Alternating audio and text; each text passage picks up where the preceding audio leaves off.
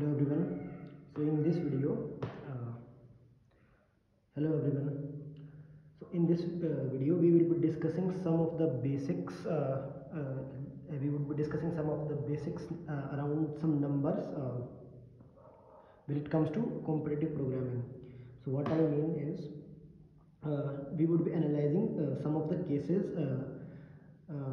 like we would be let's say first discuss about the range of integers. This so what we do is, let's say we are writing code in C++. In C++ we are storing integers in data type called int, and in C++ this int data type is of 4 bytes, which let's say each byte contains 8 bit, so it in total is around 32 bits. So let's say in the internal like when we are storing integers, so how the numbers are stored internally is, we have let's say each number have 32 bits, and the first the rightmost bit is reserved for sign. So let's say if it is 0, then the compiler let's say knows that this number is a positive number, and if it is 1, then the compiler knows it is a negative number, and rest 31 bits are used for storing the 01 bits.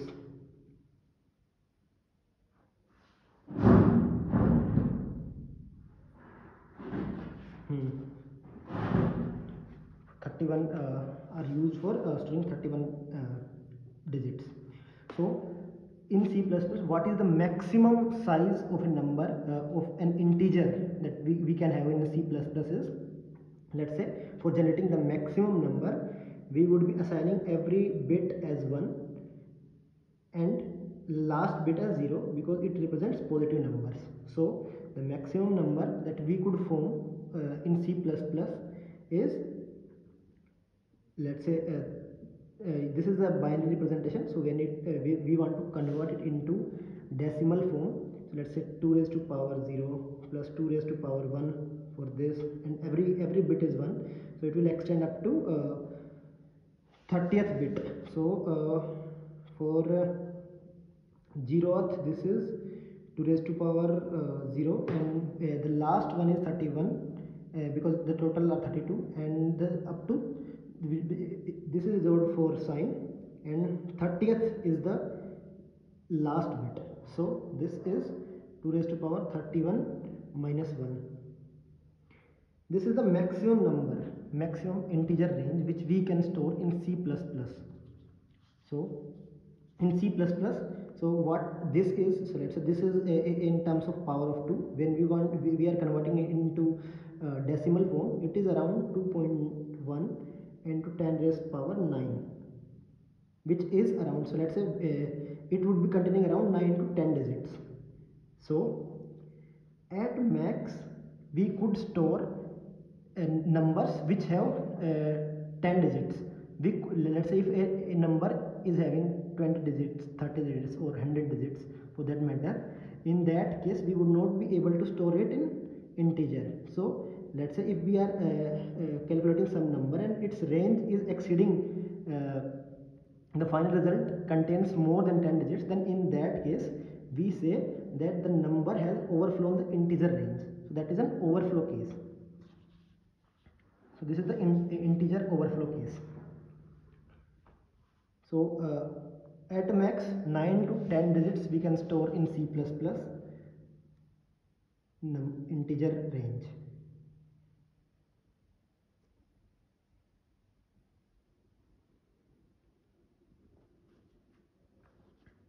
This is one first concept. We should be very clear about it. So what is the range, what is the number of digits we can have in integer data type when it comes to C++. Okay, so now let's say if we want to do some calculations where the final result would be exceeding 10 digits. So let's say we are calculating some factorial big number that would be containing let's say 100 digits or even more.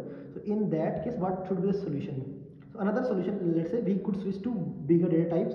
So after int we have long data type. So let's say for integers we have 4 bytes and which resulted into 32 bits.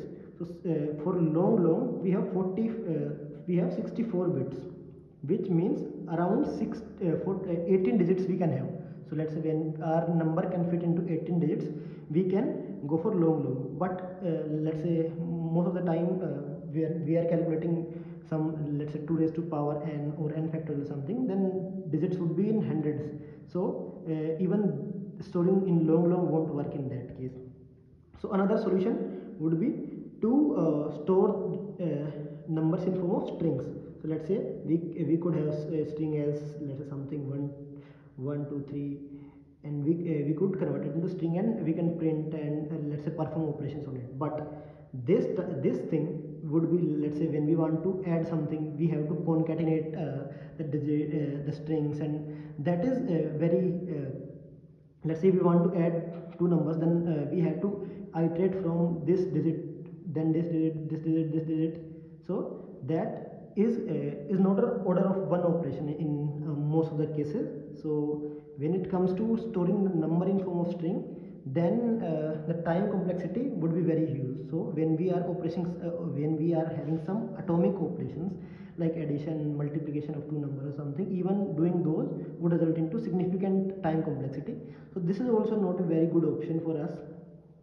So what is the next option? So what we generally do in competitive programming is, when the number itself is crossing the long bounds, then what we do, we want to fit the answer in a certain range, right? So that that is always in the integer range, or for that matter long range. So what we would do, we would be doing module, let's say whatever result we are getting, let's say this result is containing 100 digits. Instead of giving this result, we would be giving its modulated value. So by modulated I mean, let's say remainder when it is divided by m. So let's say you might be knowing that when we mod some number with any integer or any number, then the result would be lying in this range. It would never be crossing m, right? So if we are able to take a number and let's say we are taking its mode, let's say whatever result we are having, we are taking its mode at every step. So we are making sure at every step we are in the range 0 to m. So there would not be a overflow cases, but there could be some issues with this approach. Let's say if we have chosen very small m number, let's say we just chose 2. So let's say the actual result was, let's say 12, and our result, let's say our program gave 14. In both the cases, modulation of the result with 2 is 0. So that is not a very good solution, because if we are reducing the, let's say if we are choosing very small module, like number with whom we are modulating the result, if that number itself is very small, the range would be very small and there would be too many collisions. By collisions, what I mean is, let's say the two numbers are different, but upon modulation, upon taking mode with that number, the result is becoming same. So in this case, we would get like our solution would be accepted, but the actual code logic is wrong. So like what I am saying is, when we are choosing very small number, then let's say even if the result there is mismatch between our answer and like the expected answer and actual answer, but upon taking mode, then the range is very slow, like the range is very small. So even if the answers are different, upon taking mode, there would be the probability that they will become same is very high.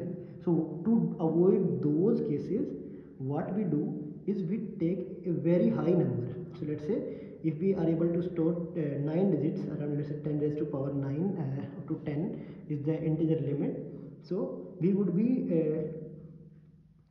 taking a very huge m numbers, let's say 10 raised to power 9 plus something, some number which is bigger than 10 raised to power 9, because after performing mode with this number, then the resultant will lie in these two, and then as this space is very high, then the chances of false collisions.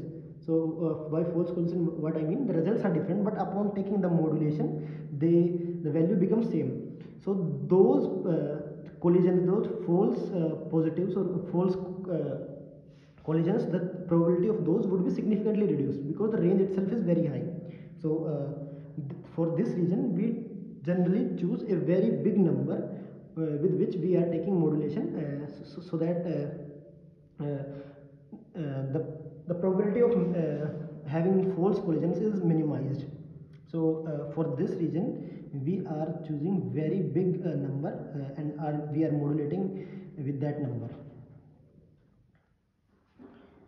So this is the this concept of modular arithmetics we would be discussing in detail in one of our next videos. But for now, what I am telling is how this modular arithmetic, like why do we even need this, like how it fits into the larger scheme of things. So I am just discussing like why we are even using this modular arithmetics, and then there are certain properties which we would be leveraging to calculate answers in competitive programming. So we would be taking this in detail. So okay, so this is one thing. We discussed the modular arithmetics and why we would be choosing a large mode value, and also then apart from this, so let's say we generally choose m, let's say the value with whom we are taking modulation, as prime number, because there are certain properties. Let's say when this number is prime, then usually there are some properties of prime numbers. So in by like we would be able to leverage those properties, and we would be simplifying some of the calculations. So for this use case, so let's say when I am taking let's say modulation of some bigger number and there are multiple steps involved, using some properties of prime numbers, we would be able to simplify some of those steps. So that's for this reason we choose prime number. So like the what is the, let's say, best we could do while choosing this number is this should be as big as possible. Let's say it should be as close as the integer range, the range of integers, as well as this generally like in 90% of the cases it would be prime number, and like in most of the cases it would be 10 raised to power 9 plus 7. And we are choosing prime numbers because we can leverage some of the special properties of prime numbers to simplify some of the steps in this. Again, this we would be discussing how we can use, like there is one Fermat's little theorem which let's say which take advantage of this m being prime number, and then we simplify some of the steps. Usually that is in division of let's say when we are doing modular arithmetic over division of numbers. So this is the like high level basics. Why we are not going with strings, and then this concept of modular arithmetics came in, and then for doing this modular arithmetics, what is the let's say best we could do, like what is the best thing, what's the best properties m should have, so that let's say we reduce the chance of collisions, as well as we can leverage the properties of that number to simplify some of the steps. Now let's see. So let's say we are calculating let's say 2 raised to power n. We are calculating 2 raised to power n, and let's say n is in the range like around 10. So then 2 raised to power n would be around 1000. So that means around 3 digits. So we would be easily able to store up to 10. When it comes to 50, so let's say when n is around 50, What does that mean? It would be around 10 raised to power 15, which means it would be crossing the limits of integer, but it would still be under the limits of long long. I am representing long long as ln. But when n is around 100, that means 10 raised to power 30 number would be around this range, so it would be around 30 digits, that number. So there is no data type in C++ at least which we can use to store these numbers. So again we have to take modes of these numbers for like any results, and let's say we want to print something, some result or something, then again the result had to be modulated with some number, then only we will be able to generate the final result. Otherwise there is no case where we could generate 30 digits. So this is the, like, on a high level we are having these numbers just to show like when the n grows, then how the digits grow as the size of n grows. This we have covered. So last में हम लोग देखते हैं n factorial. So let's say n factorial basically means n factorial is equal to 1 into 2 into 2 up to n numbers. Let's say when n is around 10, then n factorial is around 10 to the power 6, which means 6 digits. 6 digits, it would be containing 6 digits, then it can fit into the integer range, it's fine. But when as n crosses is around 50, then it would be having around 10 raised to power 64, which means around 64 digits would be there, and we would not be able to store it in either int or long long. So in that case again we have to take modes only. There is no other chance, there is no other option.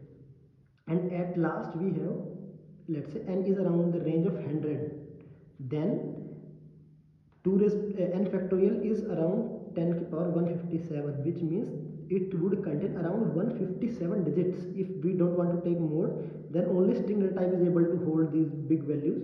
Let's say it contains 157 digits. Again like we would be going, in most of the cases we would be going for modular arithmetics in these kind of numbers. These are the like some basics around like the sizes of the different data types we generally use in C++, and how the modular arithmetics comes into the picture. Let's say we took some example how some functions, let's say n factorial or 2 raised to power n, which is an exponential function, grows when let's say how these functions grow with n. So let's say if n is n contains 1 digit, or if n contains two digits, let's say this means n only contains 2 digits, but n factorial crossed 157 digits. This is how n factorial, this is the growth n factorial shows. And again this is the 2 raised to power n, which means let's say when n is around 10, which means it can it is having only 1 digit, then the answer contains 3 digits. But when it is around, let's say it is around 100, which means let's say 99 or 98 something, it only contains 2 digits. Still 2 raised to power n function contains 30 digits. So when we are increasing even 1 digit, then there is exponential growth in the final outcome. So to tackle those cases, modular arithmetics comes into picture, and then there are some special properties of the number with which number we want to take the modulation of the final result. So again it has to be very large so that we avoid all the false collisions. And also in most of the cases it can be prime numbers, so it simplifies our calculation a bit when it comes to division. So these are the some basics around competitive programming, and mostly around the ranges of integer, ranges of the numbers. Again we would be covering another topic, which is time complexity. Again I assume you know the basics of time complexity and how you know how to calculate the time complexity of a code. I am assuming that we know, we would be just discussing some numbers, like when it comes to competitive programming, how if the constraints are in some range, then which order should we be going for our solution to work. So just a brief recap of what is time complexity. Time complexity is, let's say we are finding sum of n numbers. So we would be going for each number, we would be summing up and we would be calculating result. So n is the size of our array in this case. So let's say when the number of elements in that array grows to double, so nearly the time of execution would also double, because we have to again let's say add up the double elements. So the time complexity on a very high level is how the execution time of your program grows with respect to input size. So if we are doubling up the input size, then by how by what factor our time of execution of the program is increasing. So this is a very brief introduction about time complexity. So we are discussing some numbers when it comes to competitive programming. So let's say if we are having a size of 10 raised to power 6 to 10 raised to power 7, this is the size of input, then usually this we are able to execute in 1 second. Let's say we like on a typical hardware, around 10 raised to power 6 to 7 operations are usually done in 1 second. This is one number we have to keep in mind.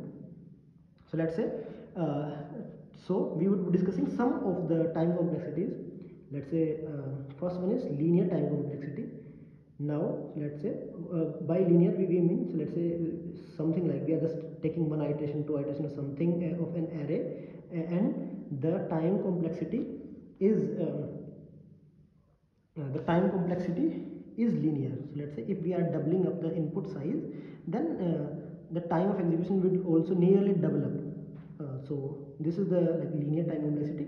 So let's say if we are having n as 10 raised to power 6, then let's say the time of execution would be around 10 raised to power 6, and then it would be around taking 1 second. So usually for competitive programming problems, time limit of the execution is set around 1 to 2 seconds. It could vary, but in most of the cases it would be around 1 to 2 seconds. So when let's say if the size of input is from 1 to 10 raised to power 6, then if our code is taking linear time, then usually it would be executed in 1 second, and our solution would most probably get accepted. It won't get into time limit issues. This is the thing, around 10 raised to power 6, if 10 raised to power 6 to 7, if n is in this range, then usually n log n solution would go fine. Now when it comes to log n, things are really interesting. Let's say log n is usually the time complexity when we want to use some algorithms like binary search or something. So let's say I am finding some element in an array, and the size of array is 10 raised to power 6. Then if we are performing linear search over it, then time complexity would be linear O of n, and we would be doing 10 raised to power 6 operations, and on a typical hardware it would take around 1 second, right? So if the size of input is 1 million, like 10 raised to power 6 entries, which means around 1 million data is there in our array, 10 lakhs, then the program would take 1 second to search for an element, right? But when this array is sorted or we are performing binary search on it, then what we are doing is we are not going for each element. What we are doing, we are trimming search space. Either we would be searching for this, and then it would be just half. At every step it is nearly half. So the number of steps is this log. Let's say if this size is n by 2, and by after log n steps we would be able to find this element. because we would be reducing with a single element and we would be able to reach out to that element using those conditions. So log n, so let's say if we are having 10 raised to power 6 1 million elements in that array, then log 10 raised to power 6 to the base 2 is the total time, would be of this order, the total time of execution, and then it would be 6 into log 2, and this would be around, let's say log 4 is 2, and then 8 is 3, let's say 2.5 or something, then around 15 operations. So when we were doing linear search, we were doing 1 million operation to find that element, but when we are performing binary search, we are just taking 15 operations to search for an element in an array whose size is 1 million. So when it comes to linear search, let's say the max we could have store n is 10 raised to power 18. Even if we go with this linear, if we perform linear search over this range, then it would be around 60 operations. So let's say it would be executing in within microseconds, because 10 raised to power 6 operation in 1 second, and then 10 raised to power minus 6 1 operation in this second, and then 60 operations 6 into 10 raised to power minus 5, this is microsecond. 6 microsecond we would be able to perform binary search on array whose size is 1 million, right? So this is pretty much like a pretty fast algorithm when it comes to searching. So log n is almost as good as O of n in most of the practical cases. So let's say if n atomics can go in this range, right? And if this is the maximum range we are having like for our like long types, in that case also it is taking 60 operations, which is like as good as constant. So let's say when it comes to O of n, that it was taking 1 million operations, but now it's just taking 60 operations. So it is like significant, like very exponential reduction in the time. So nearly, like for practical purposes, O of log n is nearly same as O of 1, but like usually it is like very efficient when it comes to like if we are able to reduce some solution, let's say from linear search to we are coming to binary search, then there is exponential reduction in time complexity. So this is the log n, like we discussed numbers around log n. Next, the time complexity is n log n, which is usually associated with some things like sorting, some algorithms like sorting, like this. So let's say we are considering case where n is 10 raised to power 6. Even in this case, n log n would be around 10 raised to power 7. So let's say log n is around 10 only. Log n to the base, let's say 10 raised to power 6 or something, this is around 10. So it would be taking around 10 raised to power 6 operations, and usually let's say 10 raised to power 6 to 7 operations are done in 1 second. So for practical purposes, n log n is not let's say if we are thinking, let's say this is O of n solution and this is O of n square solution, O of n log n is pretty close to O of n. It was taking 1 million operations. Let's say the array contains 1 million entries and it was taking 1 second. It was taking 7, 8, 10 seconds for example, and this would be containing 10 raised to power 6 seconds, which is 11 days. So it is very close to n log n for practical purposes. So O order of n log n is also let's say for practical purposes it's as good as O of n. In competitive programming, if a solution is working on log n, then in most of the cases it would be working on O of n log n as well. So this was about O of n log n time complexity. The next time complexity is O of n square. So let's again, when the n crosses 1000, 10 raised to power 3, then O of n square crosses 10 raised to power 6 operations, and then it would cross. So nearly this is the safe number. So let's say if our array is the length of our array is from 1 to 1000, then O of n square would be taking nearly 10 raised to power 6 operation, and nearly it would be executing in 1 second, which is the time limit. So the safe limit of n is around 10 raised to power 3, which is 1000. So if n is below 1000, then O of n square would be executing in 1 second and would be accepted. Okay, and there is one also one interesting thing I want to discuss. So let's say we are having O of n entries in our O of 10 raised to power 6 entries, which is 1 million entries in our array. And if we are running the solution of which, let's say, calculates we want to sort this array.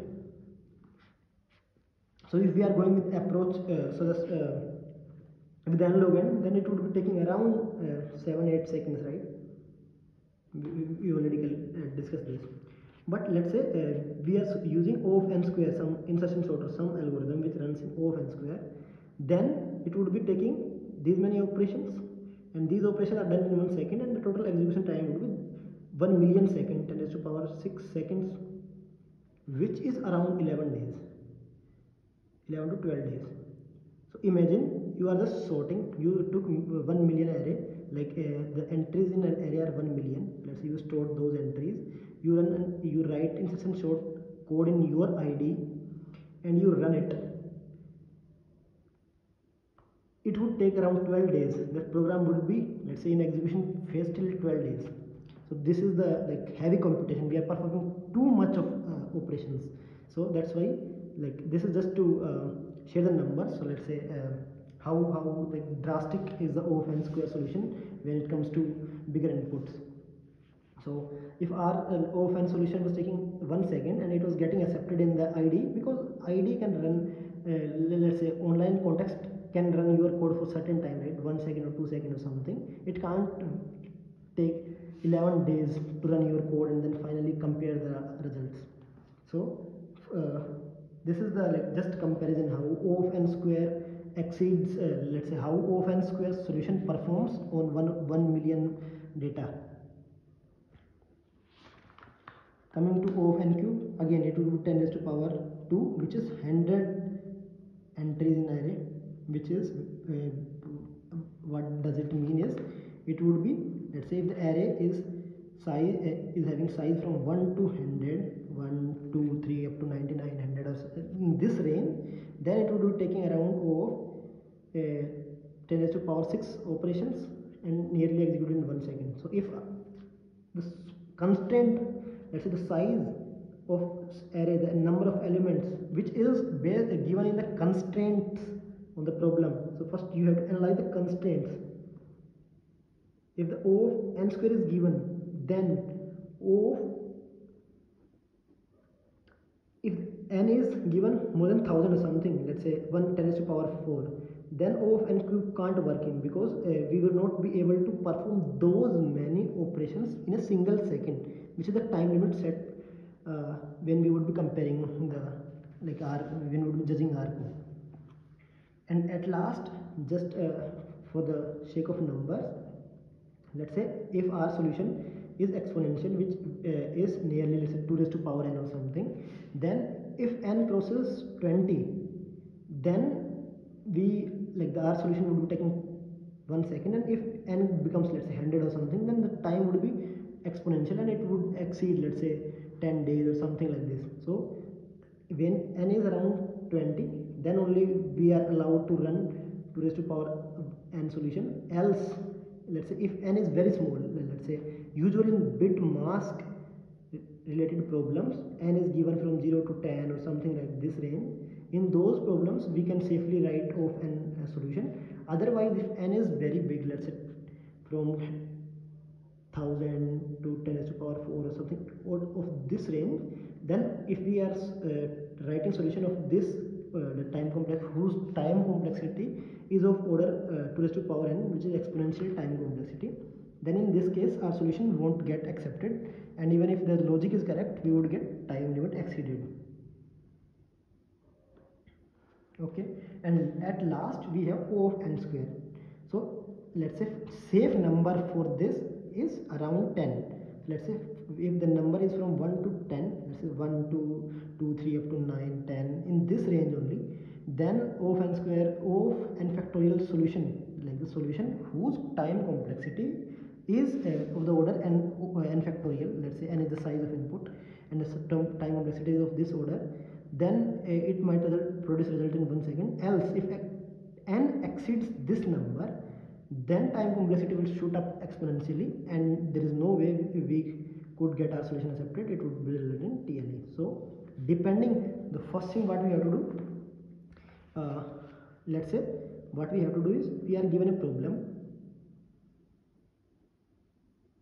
First we have to build the brute force solution. So let's say brute force, by brute force what I mean is, the solution is naive solution, the first solution which is coming to our mind, but it should be correct. It should be correct, like it should not be missing some edge case, like it is not having duplicates or something, like it should be functionally correct. When it let's say we are able to arrive at the brute force code, and like we generated an algorithm which is correct, like it will give results which are 100% correct. Then we should be thinking about its efficiency, which is time complexity. Let's say the solution time complexity is O of n square or something, we need to evaluate that time complexity, and now we have to see the constant of the problem. Let's say how the input size would vary. So let's say if the size of n, if the value of n is, which is the number of elements in that array, is of order 10 raised to power 2, then in that case most of the cases O of n cube solution might get accepted. But if 10 raised to power 4 is the number of elements in that array, then there is no way O of n cube would work. Then we have to do some optimization and reduce our time complexity to O of n square, let's say O of n square, or even O of n log n or something, using some let's say using some optimizations. We have to improve the time complexity of our code from that complexity to some improved complexity, where the time complexity, when analyzed on those constraints, it is going in 1 second time limit. Then only that solution we should code, and that only will be accepted. So that is the high level overview about competitive programming. Like this is some pretty basics, and we just saw some numbers, like how let's say how the time complexity, how the range of our answer grows when the size of input grows. So that's all about this video. Thanks a lot.